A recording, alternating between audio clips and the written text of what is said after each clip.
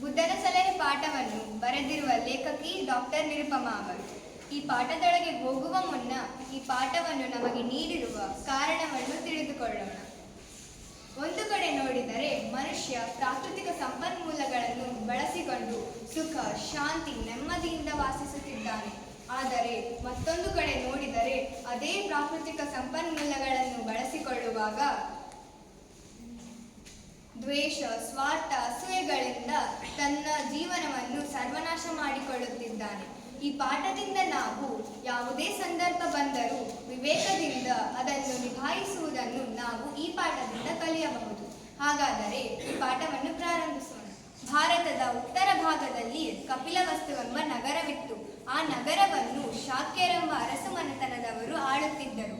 ಶಾಕ್ಯರ ಅರಸನಾದ ಶುದ್ಧೋಧನಿಗೆ ಸಿದ್ಧಾರ್ಥನೆಂಬ ಮಗ ಹುಟ್ಟಿದನು. ಆ ಸಿದ್ಧಾರ್ಥನು ಬೆಳೆದ ಮೇಲೆ ಬುದ್ಧನಾದನು. ಈಗ ನೇಪಾಳ ದೇಶದಲ್ಲಿ ಸೇರಿ ಹೋಗಿರುವ ಕಪಿಲವಸ್ತು ನಗರದ ಸಮೀಪದಲ್ಲಿರುವ ಹೇಮಕೂಟ ಪರ್ವತದಲ್ಲಿ ಗಂಗಾ ನದಿ ಹುಟ್ಟಿ ಕವಲಾಗಿ ಒಡೆದು ಬಂಗಾಳ ಸಮುದ್ರವನ್ನು ಸೇರುತ್ತದೆ. ಗಂಗಾ ನದಿಯ ಎರಡು ಬದಿಯಲ್ಲಿ ವತ್ಸ ಮತ್ತು ಮಗಧ ಎಂಬ ಎರಡು ರಾಜ್ಯಗಳಿದ್ದವು. ರಾಜ್ಯದ ಜನರು ಗಂಗಾ ನದಿಯ ನೀರನ್ನು ಬಳಸಿಕೊಂಡು ಸುಖ, ಶಾಂತಿ, ನೆಮ್ಮದಿಯಿಂದ ವಾಸಿಸುತ್ತಿದ್ದರು. ಎತ್ತ ನೋಡಿದರೂ ಬೆಳೆ ಬೆಳೆದು ಹಸಿರು ತುಂಬಿ ಜನರು ಸುಭಿಕ್ಷೆಯಿಂದ ಇದ್ದರು. ಎರಡು ರಾಜ್ಯದವರು ಗಂಗಾ ನದಿಯ ನೀರಿನ ಮೇಲೆ ತಮ್ಮ ಸಂಪೂರ್ಣ ಅಧಿಕಾರವನ್ನು ಸ್ಥಾಪಿಸಬೇಕೆಂಬ ದುರಾಸೆಯಿಂದ ಗಂಗಾ ನದಿಯ ನೀರಿಗಾಗಿ ಯುದ್ಧವನ್ನು ಪ್ರಾರಂಭಿಸಿದರು. ಈಗ ವತ್ಸ ರಾಜ್ಯದವರು ಗಂಗಾ ನದಿಯ ನೀರಿಗಾಗಿ ಭೀಕರ ಯುದ್ಧವನ್ನು ಮಾಡಲು ಸ್ಥಿತಿಗೆ ನಿಂತಿದ್ದಾರೆ. ಈಗ ಅವರ ಆಸ್ಥಾನದಲ್ಲಿ ಏನು ನಡೆಯುತ್ತಿದೆ ನೋಡಿಕೊಂಡು ಬರೋಣ. ಹೌದು ಮಹಾಲಕ್ಷ್ಮಿ, ಹಾಗಾದರೆ ಹೋಗೋಣ.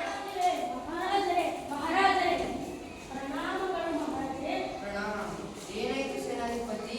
ಹೇಗೆ ನಡೆದಿದ್ದೀರಾ? ಓಡಿ ಬಂದಿದ್ದ ಕಾರಣವೇನು?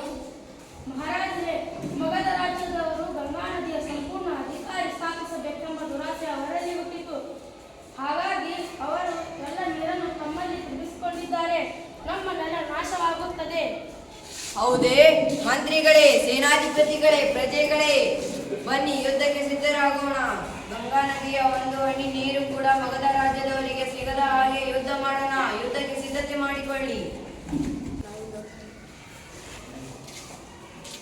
ಇದೇನಾಯಿತು ಮಹಾಲಕ್ಷ್ಮಿ? ವತ್ಸ ರಾಜ್ಯದವರು ಇಷ್ಟೊಂದು ಆಕ್ರೋಶದಿಂದ ಯುದ್ಧಕ್ಕೆ ಸಿದ್ಧರಾಗುತ್ತಿದ್ದಾರೆ. ಹೌದು ಪ್ರಿಯ, ಈಗ ನಾವು ಮಗಧ ರಾಜ್ಯದಲ್ಲಿ ಏನು ಮಾಡುತ್ತಿರಬಹುದು ನೋಡಿಕೊಂಡು ಬರೋಣೆ. ಹಾ, ನಡಿ. ಪ್ರಭುಗಳೇ, ಪ್ರಭುಗಳೇ, ಪ್ರಭುಗಳೇ, ಪ್ರಣಾಮಗಳು ಪ್ರಭುಗಳೇ. ಪ್ರಣಾಮ ಸೇನಾಧಿಪತಿ.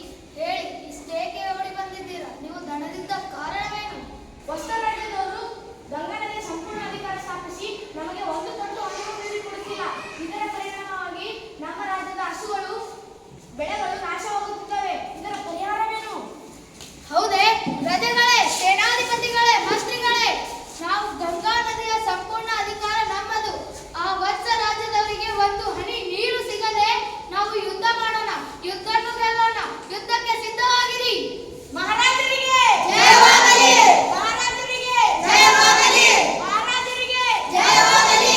ಮಹಾರಾಜರಿಗೆ ಜಯವಾಗಲಿ! ಮಹಾರಾಜರಿಗೆ. ಎರಡು ರಾಜ್ಯದವರು ತಮ್ಮ ತಮ್ಮ ದುರಾಸೆಗಳಿಂದ ಯುದ್ಧ ಮಾಡಲು ಸಿದ್ಧರಾದರು. ಗಂಗಾ ನದಿಯ ಸಂಪೂರ್ಣ ಅಧಿಕಾರ ನಮ್ಮದು. ಇಲ್ಲ, ಗಂಗಾ ನದಿಯ ಸಂಪೂರ್ಣ ಅಧಿಕಾರ ನಮ್ಮದು. ಗಂಗಾ ನದಿಯನ್ನು ಬಿಟ್ಟು ಕೊಡಲಿಲ್ಲಾದರೆ ನಾವು ಯುದ್ಧಕ್ಕೆ ಸಿದ್ಧರಾಗಿದ್ದೇವೆ. ಯುದ್ಧವನ್ನು ಗೆಲ್ಲದವರೇ ಗಂಗಾ ನದಿಯ ಸಂಪೂರ್ಣ ಅಧಿಕಾರ ಯುದ್ಧಕ್ಕೆ ಸಿದ್ಧರಾಗಿದ್ದೇವೆ. ನೋಡೇ ಬಿಡೋಣ ಯಾರು. ದೇವನು ಬಂದನು.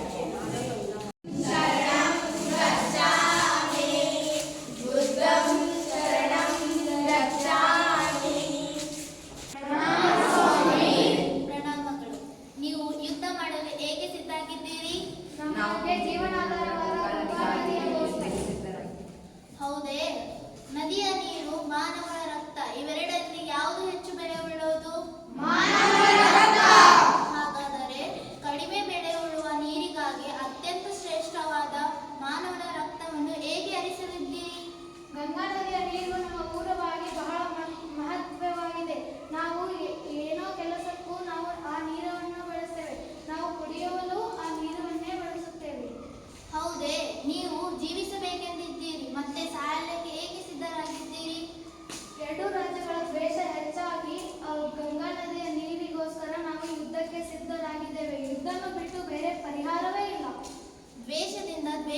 ಜಯಿಸಲು ಹೋದರೆ ಕೊನೆಗೆ ಉಳಿದು ಈರ್ಷೆ. ಅವುಗಳಿಂದ ಜೀವಿಗಳಿಗೆ ಸುಖವೇ ಹೊರತು ಸುಖವಲ್ಲ.